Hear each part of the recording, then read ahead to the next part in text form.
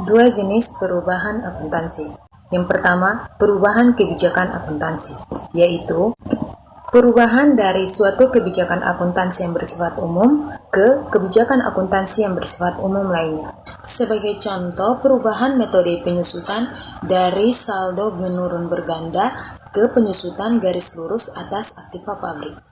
Yang kedua, perubahan estimasi angkutan, yaitu perubahan yang terjadi akibat dari adanya informasi baru atau diperolehnya tambahan pengalaman. Contohnya adalah perubahan estimasi umur manfaat aktiva yang dapat disusutkan. Yang berikutnya yaitu perubahan prinsip akuntansi.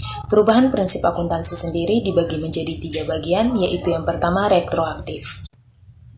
Pengaruh kumulatif dari penggunaan metode baru terhadap laporan keuangan pada awal periode harus dihitung.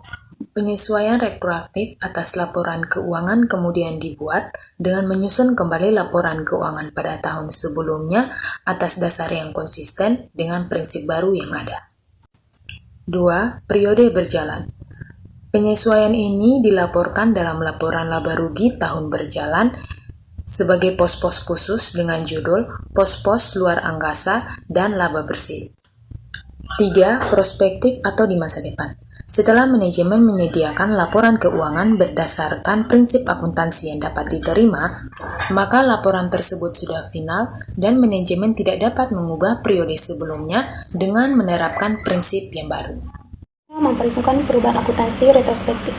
Penerapan retrospektif adalah penerapan kebijakan akuntansi pada transaksi, peristiwa, atau kondisi seolah-olah kebijakan tersebut sudah diterapkan sejak transaksi, peristiwa, atau kondisi itu mula-mula terjadi.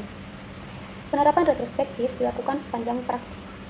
Penerapan ini menjadi tidak praktis apabila yang pertama, dampak penerapan retrospektif tidak dapat ditentukan. Yang kedua, penerapan retrospektif memerlukan asumsi terkait maksud atau intensi manajemen pada periode lalu.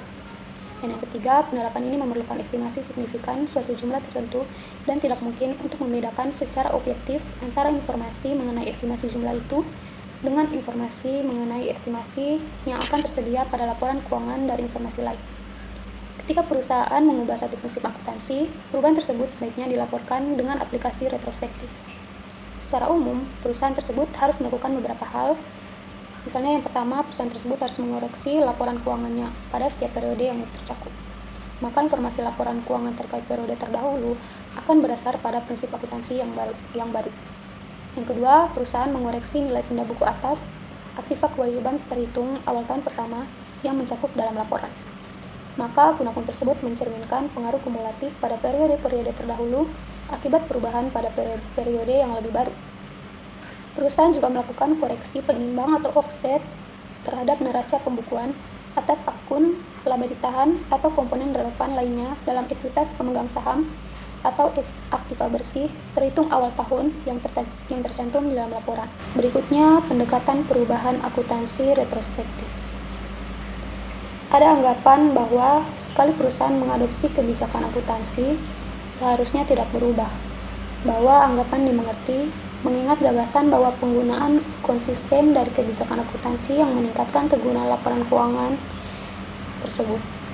IASB memungkinkan perusahaan untuk mengubah kebijakan akuntansi jika diperlukan oleh IFRS.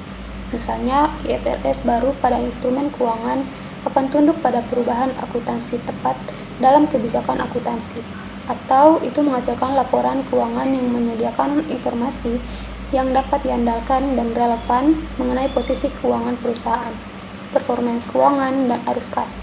Misalnya, sebuah perusahaan dapat menentukan bahwa perubahan dari metode biaya rata-rata penilaian persediaan dengan menggunakan metode FIFO memberikan informasi yang dapat diandalkan dan relevan pada saat ini nilai persediaan. Jika sebuah perusahaan mengubah kebijakan akuntansi, maka harus melaporkan perubahan menggunakan aplikasi dari kasus ini. Di sini yang harus dilakukan, yang pertama menyesuaikan laporan keuangan untuk setiap periode lalu yang disajikan.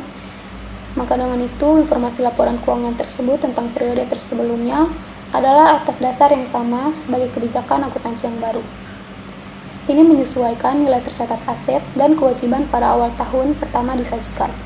Dengan begitu, akun tersebut mencerminkan efek kumulatif pada periode sebelum yang disajikan dari perubahan kebijakan akuntansi baru.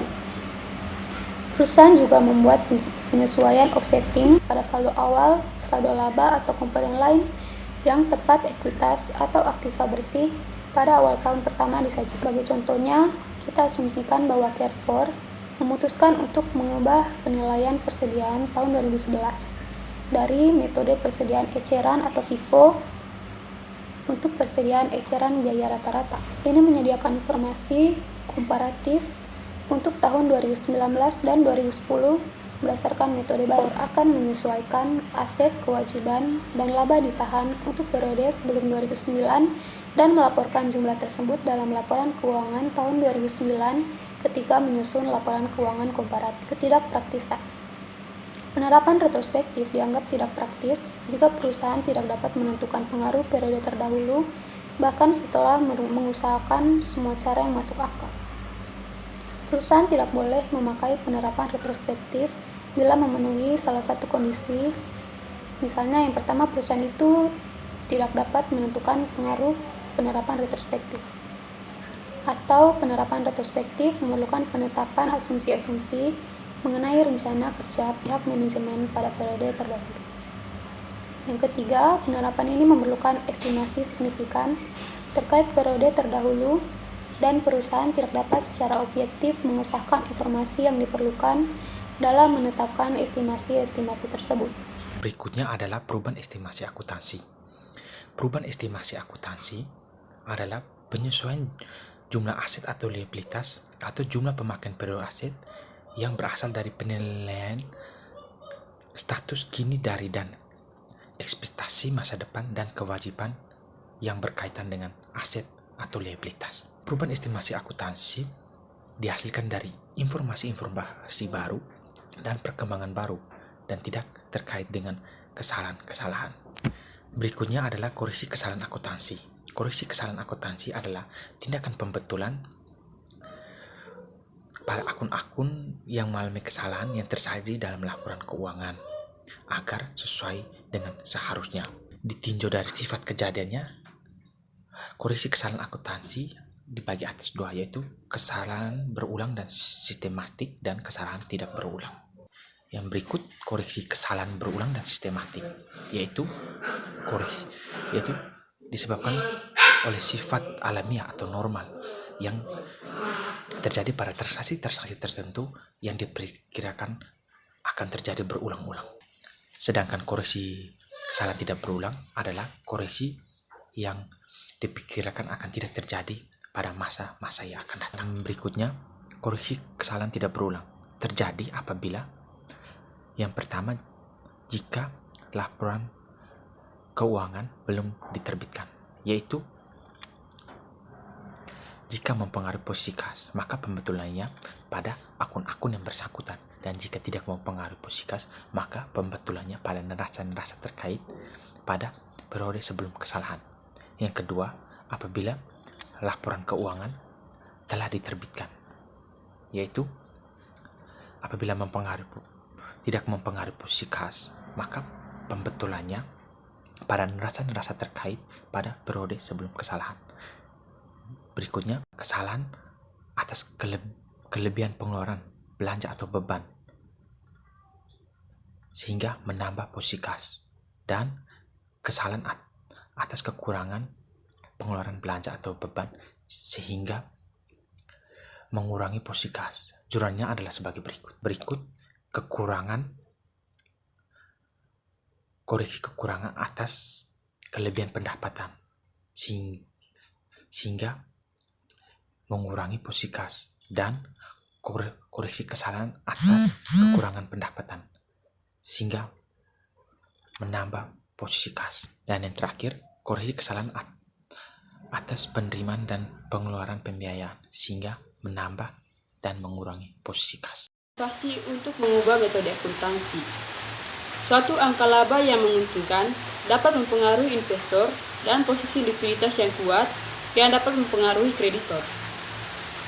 Akan tetapi, angka laba yang terlalu menguntungkan dapat memberi amunisi kepada para negistor serikat pekerja dan pembuat kebijakan pemerintah selama membicarakan tawar-menawar.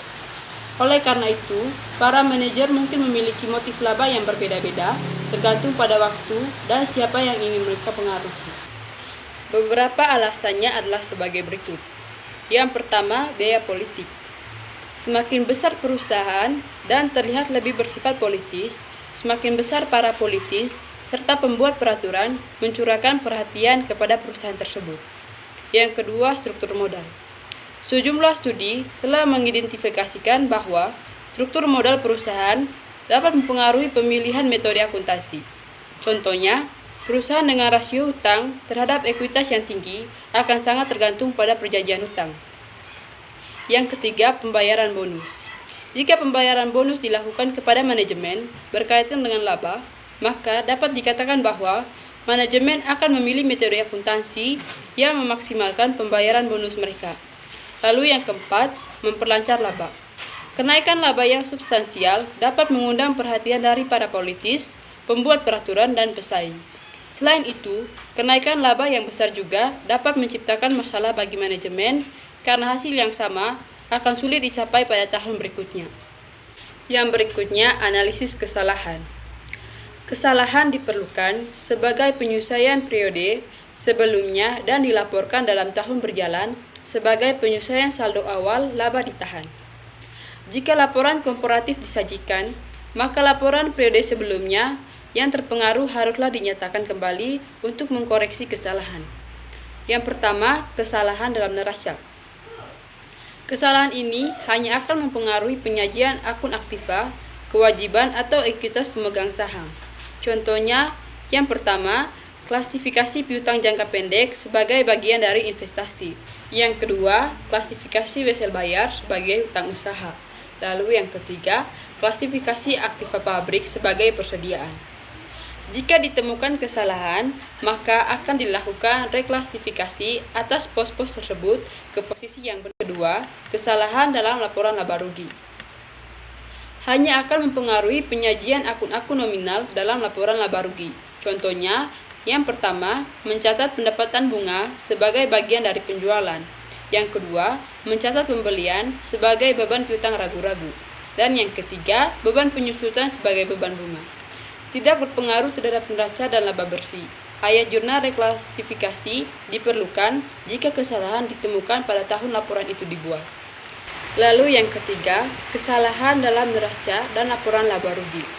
Kesalahan yang mempengaruhi baik perkiraan neraca maupun perkiraan laba rugi. Beberapa kesalahan jika tidak ditemukan dalam periode berjalan akan mengakibatkan laporan laba bersih yang salah dan dengan demikian akan mempengaruhi baik perkiraan rugi laba maupun perkiraan neraca. Perkiraan neraca akan terbawa ke periode berikutnya. Karena itu, suatu kesalahan yang terjadi dan tidak ditemukan dalam periode berjalan akan mempengaruhi laba di kemudian hari. Kesalahan-kesalahan tersebut dapat digolongkan dalam dua kelompok, yaitu yang pertama, kesalahan pada laba bersih yang jika tidak ditemukan secara otomatis saling menutupi dalam periode fiskal berikutnya. Jumlah laba bersih dalam perhitungan rugi laba untuk dua periode berturut-turut dinyatakan secara tidak akurat. Saldo perkiraan tertentu dalam neraca pada akhir tahun pertama dilaporkan tidak akurat, tetapi saldo perkiraan itu dalam neraca pada akhir tahun berikutnya kembali dilaporkan secara akurat. Termasuk dalam golongan kesalahan ini adalah pelaporan persediaan yang salah dan tidak dilakukannya penyesuaian untuk pos-pos dibayar di muka dan pos-pos akurat pada akhir periode. Yang kedua, kesalahan pada laba bersih yang jika tidak ditemukan tidak secara otomatis akan ditutupi dalam periode fiskal berikutnya. Yang ketiga, saldo perkiraan dalam neraca yang berurutan dinyatakan dengan tidak akurat sampai suatu saat ayat jurnal dibuat untuk mengkompensasikan atau mengoreksi kesalahan-kesalahan tersebut. Dan yang terakhir, termasuk dalam golongan ini adalah kesalahan-kesalahan seperti kesalahan pengakuan belanja barang modal sebagai pengeluaran pendapatan dan tidak diperhitungkannya pembebanan penyusutan dan amortisasi. Sekian presentasi dari kelompok kami. Atas perhatiannya, kami ucapkan terima kasih.